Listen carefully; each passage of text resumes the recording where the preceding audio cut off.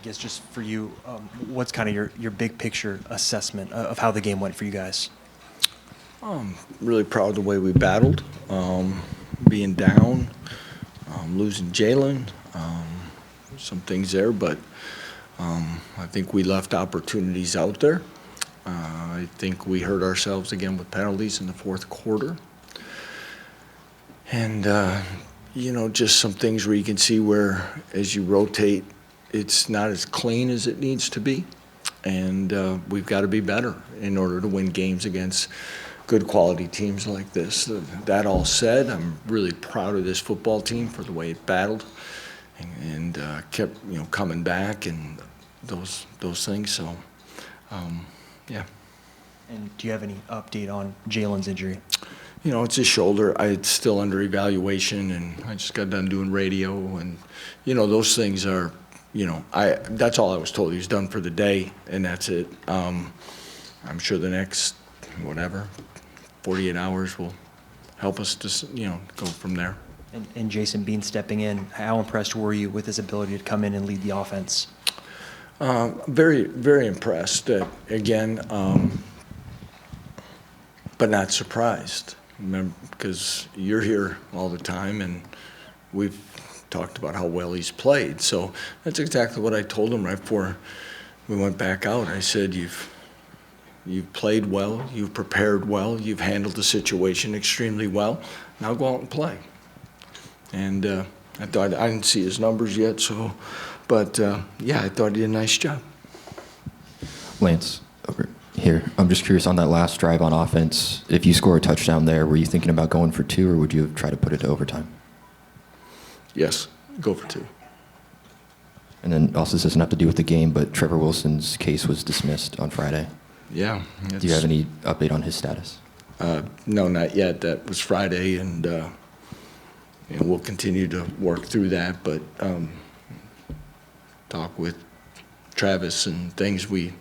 Obviously, timing of that versus getting ready for everything happening here wasn't the best, but I look forward to getting him back here. It's unfortunate it took that long.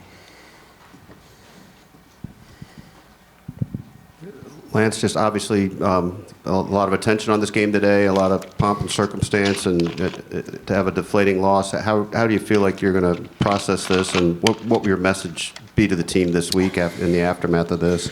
Well, again, I think we showed ourselves very well that we can line up and play against people. We just got to clean some things up, and if we don't, it can be a tough second half of the season. If we clean it up and keep battling, because the one thing I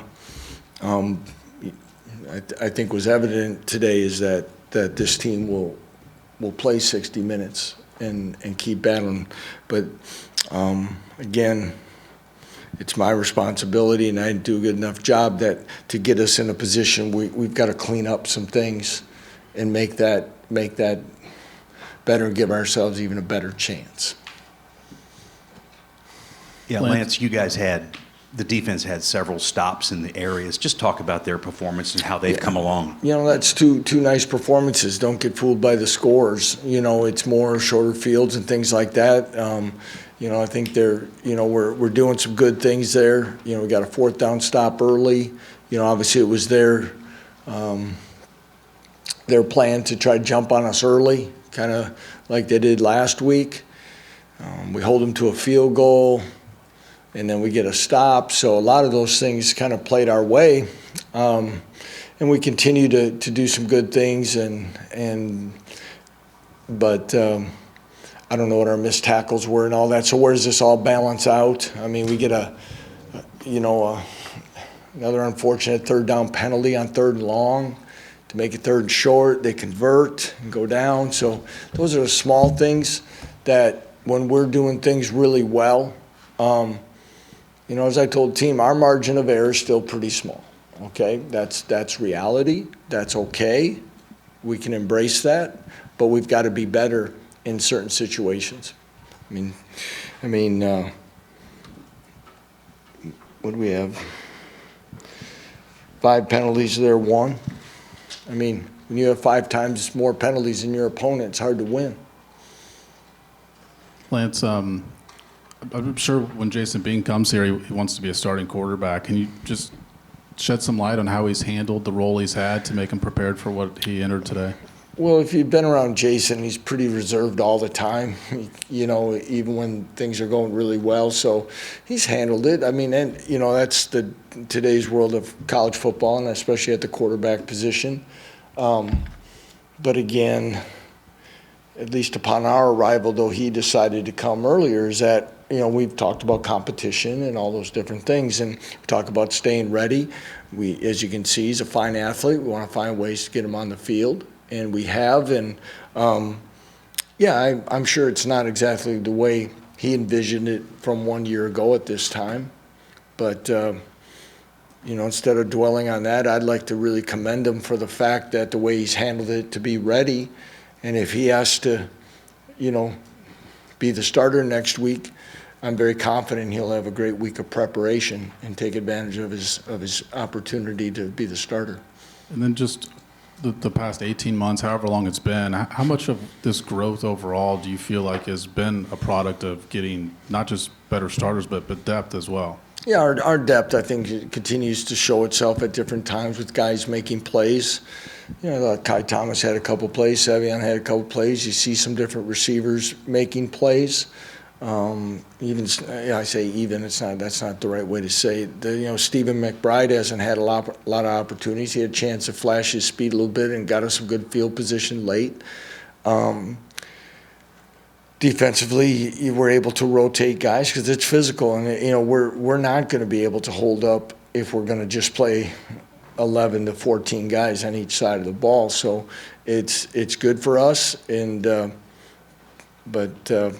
it creates that good competition, that the gap between, and some of it is obviously talent, some of it is age and maturity and strength and all the things we're talking about. There's not the gap there was a year ago, just based on all the youth we had on the field in the second unit. Coach, you mentioned your team's ability to battle it out. So when you go down in the half in the locker room and talk with your team, can you talk about that resiliency to come out like you guys did in the second half, especially when you have something like a quarterback going out? Yeah, I think it says a lot. I mean, it was a little different at halftime. I'm not going to deny that it's close game, but Jalen's not only he's well liked in this program. We know what he's done, all those things. So when nobody's really sure, there's a little bit of concern, obviously, losing Daniel last weekend. So it's some of those things that you kind of, but again, you've got to keep them focused on what's important. We said it's going to be a 60-minute game, so where we were at and getting the ball back, I thought was real important for us. And I see us with a lot different resiliency than we had a year ago because of that. Some of it's confidence, some of it's maturity, some of it's just the experiences of playing and belief. And I think some of those games we fell behind early in the season and battled back has given this group a new sense of understanding of that, much like today, we're not out of it until it's over. Lance, when Jason's playing a snap here or two throughout the course of the season, has to go in there, how do you think he really handled kind of the reacclimation process, kind of the live reps and going out there against the defense for an extended period of time? I'm not sure, Zach, if I'm understanding exactly what you're Just the asking. adjustment phase, right? He's out in there in Going practice, back out there now. And then now he's got a live situation. Yeah, because you can be rusty and you kind of go through some scrimmages and you're not live. I thought even some of the plays we sprinkled him in early gives him a little bit of feel for that, but I've said it many times in here that I think our practice model and the reps that he gets and different things that we ask him to do, Jim and Andy, what they ask him to do, I think helps. I think it's a classic example that you have to, when you talk about being mentally ready, being mentally into it at practice, mental reps and watching and putting yourself through it, because you're always one play away. You talked so much, and you alluded to this earlier, about the way he practiced, the preseason camp and how he was out there. what does it do for the rest of the guys when, if Jason is practicing that well and they see that, to know that maybe there's not a drop off there and that they can rally behind him? Yeah, I think for the most part he showed some things today that again, that, you know, I'm sorry for having to look down. We're down 10-3, so we scored what, 28 points the second half or something.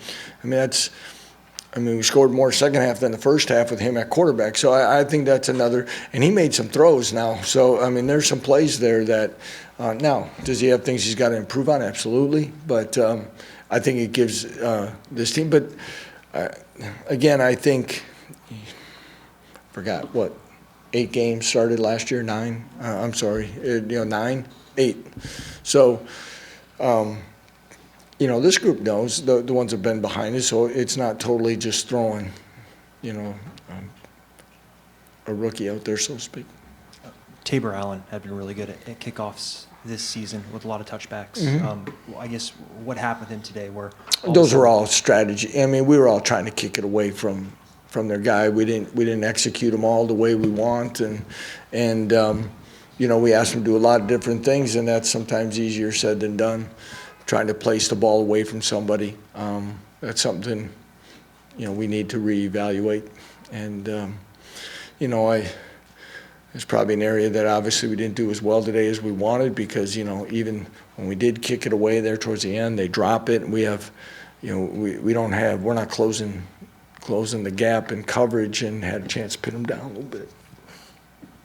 Hey, Coach, can you just talk about the day that Mason Fairchild had and how valuable and versatile he's been to the group? Yeah, I thought Mason had a big-time day. You know, he made some big plays. I heard the guys talking. I was kind of blocked out the one where I think he had a twist the other way when he was wide open, made a heck of a play. And again, you know, Mason's a guy that's a leader in this program, very unassuming, works hard. And again, there's a time where everyone, you never know in our offense who's going to get that opportunity to step up. And I thought he had a big day. Yeah.